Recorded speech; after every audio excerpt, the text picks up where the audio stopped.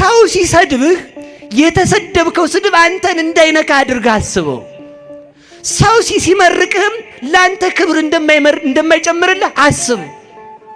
ለዚህ እኮ ነው አንድ አባት አህያ አላቸው፣ ኧረ በጣም ይቅር በለኝ የአህያ ያህል ክብር የለኝም አሉ።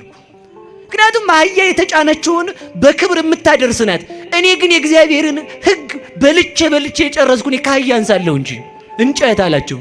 እንዴ እንጨት እኮ በገባበት እሳት ውስጥ ነዶ እዚያው የሚቀር ነው። እኔ ለተሰጠችኝ ሃይማኖት እንኳን በሰማዕትነት ያልሞትኩ እንዴት እንጨት ትለኛለህ? አንተ ዝም ብለህ ከብት አላቸው። ከብት እኮ ጌታውን ያወቀ ግርግም ላይ ተገይቶ ትንፋሹን የገበረ ነው። አንተ ድንጋይ አላቸው። ውይ ድንጋይ ቤተ መቅደስ የሚሰራበት አሉት። አሁን ሰው የሚሰድባችሁን እኮ ማሳጣት ትችላለህ። በጣም የምንናደደው እኛ ምን ስለሆነ መስሏችሁ ነው? ሰው የሚናገረውን ነገር ነን ብለን ስለምናስብ እኮ ነው። ሰው የፈለገ ነገር ቢል ማድረግ ይችላል ባለው ነገሩኝ እንጂ አይችልም። አይደለሁም እኮ ነው መልሱ። እንደው አሁን እንዲሁ ተመልከቱ፣ የቱን ያህል ብንሰደብ የሚመጥን ስድብ ሊገኝ ይችላል። እኛን የትኛውንም አይገኝም። ቅዱስ ዮሐንስ አፈወርቅ ይላል ከብት ልበልህ አንተ ሰው ይልና አይ ከብትስ ጌታውን